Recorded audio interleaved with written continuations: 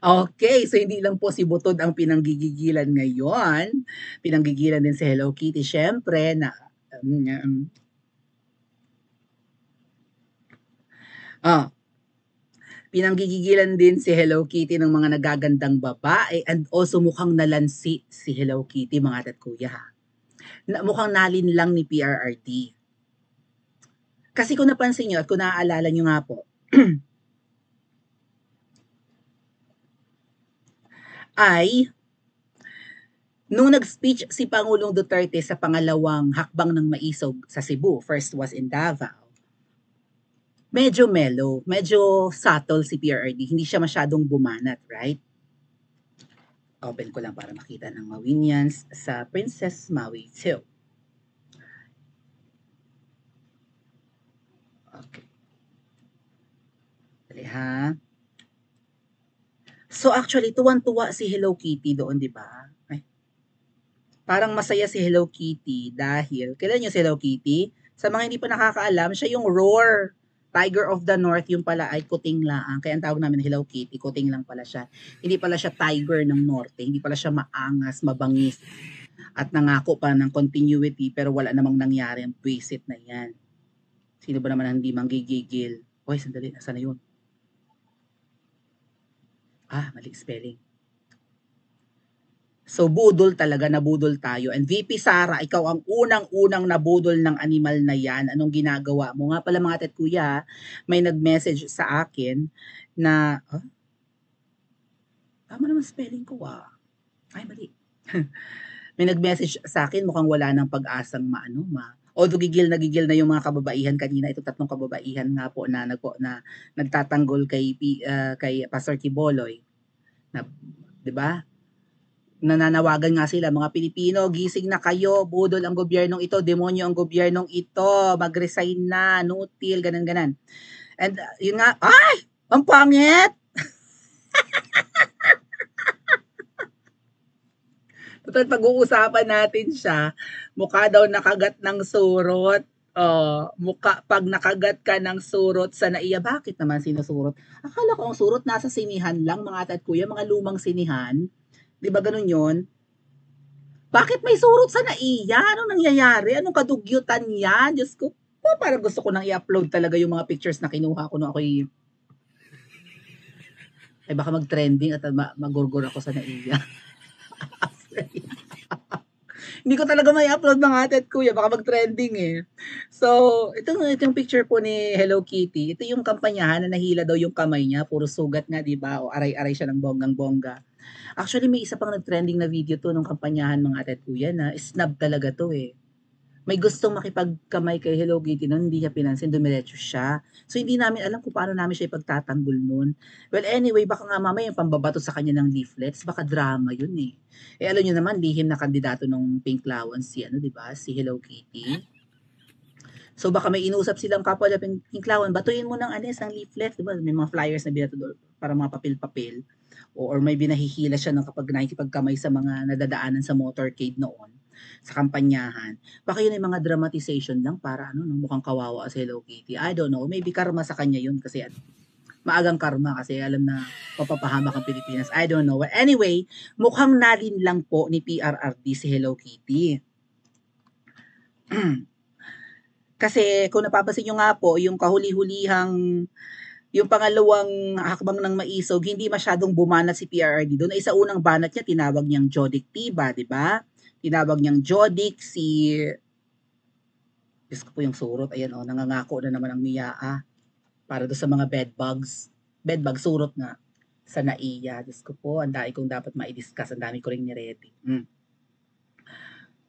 Nangangako silang matatanggal na yung Diyos ko po, nakakahiya. Ang surot else. Worst airport. Yan ang legacy mo, Kuting, na inamoy-amoy ka. So, eto yung post, mga ate at kuya, medyo mahaba, babasahin ko na lang sa inyo ha. Ako, ang haba nga. Pero ang lang naman ito mga ate at kuya, ang point nito ay parang nilansin. Maybe ito ay ni PRRD, tawag doon yung parang strategy niya. Na yung pangalawa niyang hakbang ng maisog, hindi siya masyadong babanat. Para lumabas yung totoong kulay ni Hello Kitty. Basahin ko sa inyo.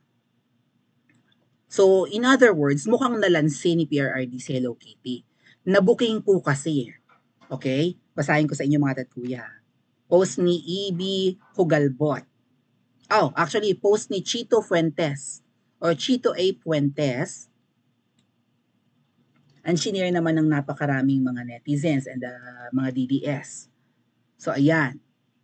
Did PBBM swallow FPRRD's bait? So, sabi nga po, yung pain baga ni PRRD, hindi lang yung pain, pati yung, hindi lang yung bulati ang tawag doon, ang nasakmal or kinagat ni Kuting, kundi pati na yung hook, yung kawil, pati na yung ano, yung pabigat, 'di ba pag naghahagis tayo, pag relate much dito yung marunong mamunit. Kay bawo ka mong mamunit, mga tet kuya, yung mga marunong mamingwit, ako po kasi mga tet kuya, no, syempre naman hindi naman ako laking purita nga kami. Prinsesa lang ako pero purita. Sabi nga pala nila, Oro, baka 'di ba sa previous life ko, talagang prinsesa ako. Selan-selan ko no, nangangati-ngati ako kapag may mga allergens everywhere. But lumaki naman ako sa hirap, naranasan ko ring mamingwit. And I don't know, for some reasons, mukhang may swerte ako sa pamimingwit, mga ate at kuya. Hindi kaya dahil ako ay water bearer. Ako po ay Aquarian eh. Di ba birthday ko nung February? Aquarius po kasi ako. So, I am really in love with water. And for some reason, nung mga bata kami, pag ako'y namimingwit, ako lagi ang nakakahuli ng malalaking isda. Kahit hindi isda, nahuhuli ko, like mga alimasag, nakakahuli ako niyan. So, di ba sa pamimingwit, meron niyang bulate or kung anong piece of meat man yan na ipapain mo, tapos may hook, yung kawil, and also may pabigat yan, may bato pa yan, no? So, para pumailalim sa tubig, di ba? Parang may some kind of a tingga, right? So, hindi lang daw yung pain na bulate ang kinagat or sinakmal ni Kuting, napain ni PRD, pati daw yung kawil at pati daw yung sinker, yung pampabigat. Baka yun ang ibig sabihin ng sinker. No, nabingwit ng bonggang-bongga ni PRRD, no, nalaglag sa patibong ni PRRD si Hello Kitty. Oh.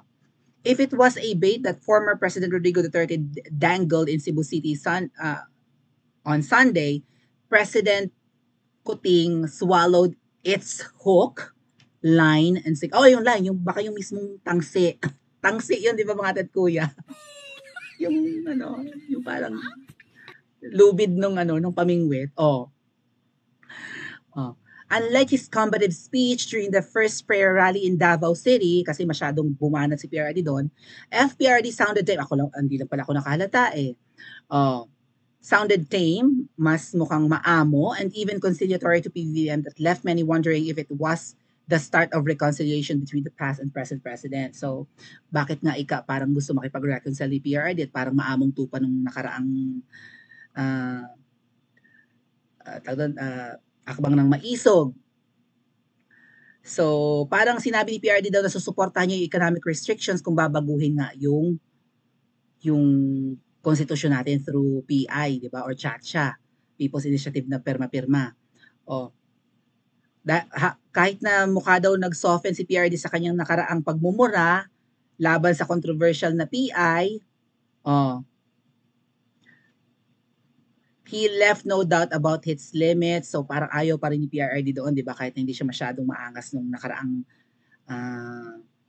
hakbang ng maisog sa Cebu. I will support the changes in the Constitution, its economic provisions, and even the term of the president. I am okay with it as long... So, yung mga 60-40 nga po na yan, di ba? Na, kasi nga walang masyadong, although ang daming pledges na nangangahaw kay Hello Kitty, wala naman talagang naiinganyo magnegosyo sa Pilipinas. So, dapat na nga baguhin yung constitution natin, at least yung economic provisions. And also yung term, payag din si PRRD, kung gusto ng mga tatakbong presidente in the future na magdalawang terms, instead of one term, kasi sa constitution natin, mga tatkuya, sa saligang batas natin ngayon, 1 year lang pwedeng, 1 term lang pwedeng maging presidente ang isang politiko, di ba? So, pwede siyang tumakbo. Tapos 6 years na siya magiging presidente. Hindi na pwedeng tumakbo ulit. So, 1 term lang. So, naiba yan dahil naiba yan nung panahon ni Madam Gloria. Naging 9 years si Madam Gloria kasi nga, di ba, nag-resign si ERAP. So, dahil nga mandato yan ng pangalawang pangulo na siya ang uupo kapag hindi na kaya ng nakaraang pangulo, ng isang pangulo ang mamuno sa Pilipinas, napapunta kay Madam Gloring yung 3 years na natitira ni Erap. And then tumakbo siya ulit, nanalo siya. Doon nga pumasok yung controversy na Hello Garcia laban kay Fernando Poe Jr. Okay? Kasi ang alam ng marami doon, si Fernando Poe Jr. talaga ang nanalo, hindi si Madam Gloring. But since si Madam Gloring nga po yung nanalo, nagkaroon siya ng 9 years term. Pero sa Constitution natin, 1 time lang pwede maging presidente ng isang politiko, 6 years lang yon. Kung babaguhin yan, payag si PRRD. Pero sa kondisyon na hindi dapat mag-benefit si Hello Kitty. Yun yung sinabi ni PRRD sa Cebu. Payag siya kung ano man ang baguhin dyan. Pero hindi dapat mag-benefit yung nakaupo ngayon. Kung merong magdo-double term, pagkatapos na lang ng term ni Kuting. Right? Fair.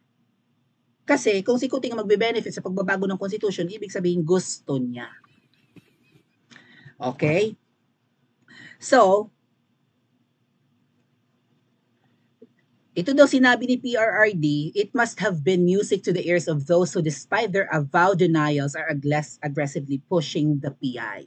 So yung sinabi ni PRRD, yung pagiging maamo niya at pagpabor niya nga sa sa constitutional changes or charter change, ay musika daw to sa pandinig ng mga gustong-gusto talaga kahit con todo deny. Sino ba yung con todo deny? Malamang si Kuting. Ano bang sabi ni Kuting noon? Itigil nyo na yung PI na yan kasi nahahati ang tao. Di ba ganun yung sinabi niya dati? Huwag nyo na ituloy ang PI na yan kasi nahahati ang mga tao. Ganun, nagkakawatak-watak. Sinasabi ni Hello Kitty, di ba?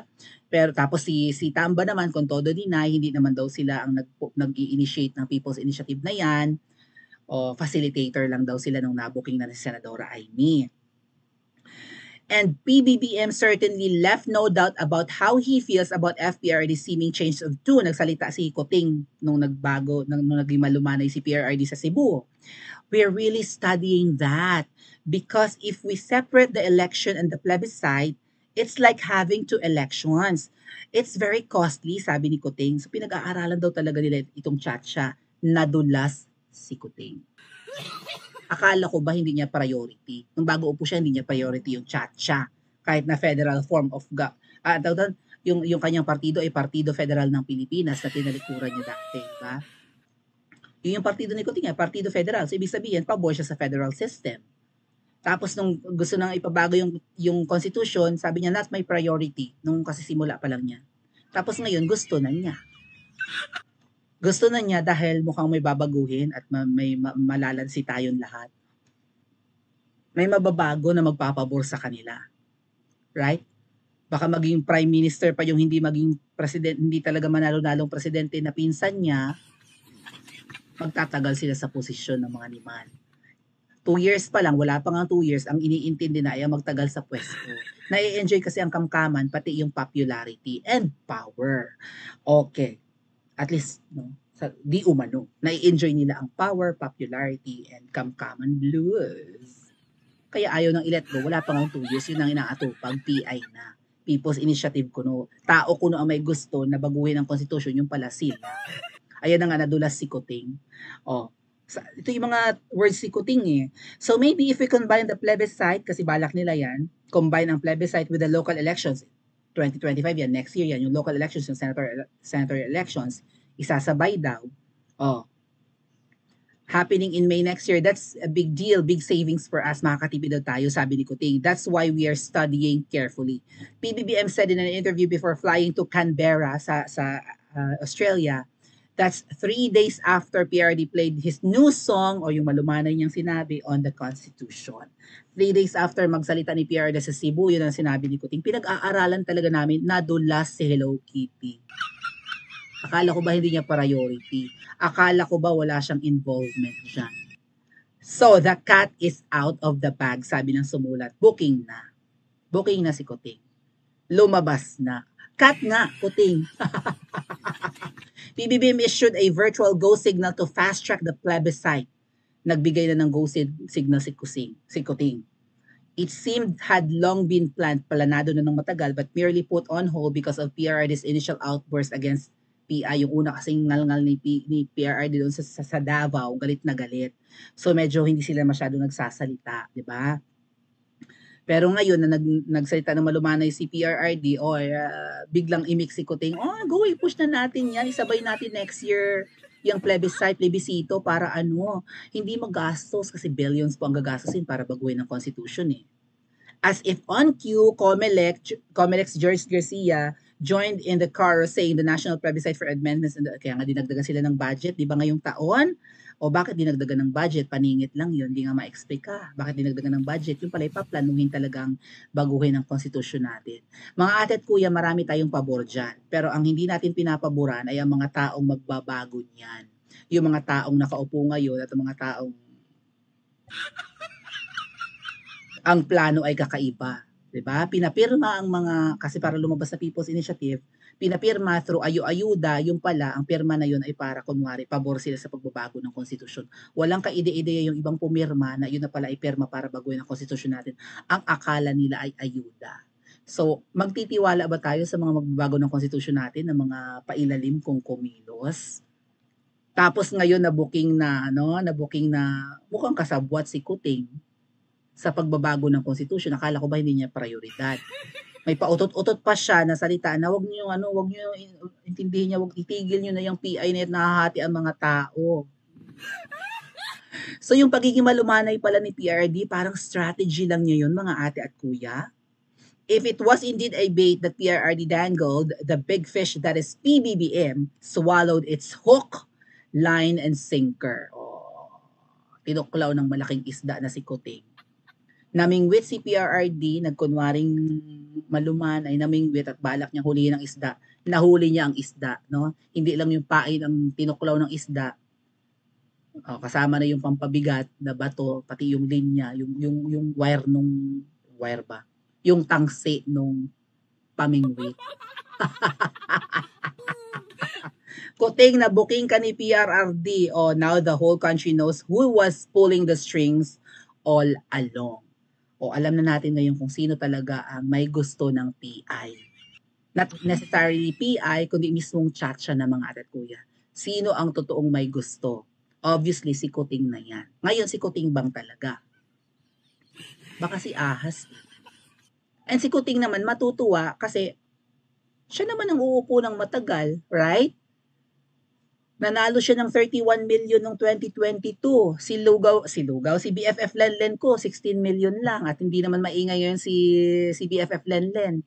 So, kung mababago ang konstitusyon natin mga ate at kuya at tumakbo ulit si Kuting sa 2028, baka hindi manalo pa rin si Lenlen kay Kuting. Right? Kasi si Kuting meron ng base na botong 31 million. Malamang mabawasan ng konti, pwedeng konti mabawasan, pwede ring madagdagan pag nagbisi-bisihan si Kuting kunyari sa mga proyekto ng Pilipinas. And may posibilidad na manalo si Kuting, mahik ka ng Smart Magic, yung Miro Systems, mukhang kaduda-duda rin yan. No? So si Kuting magiging presidente na ulit natin after 2028. Gusto nyo yon? Paki-comment po sa comment section at mag-like and subscribe din po kayo.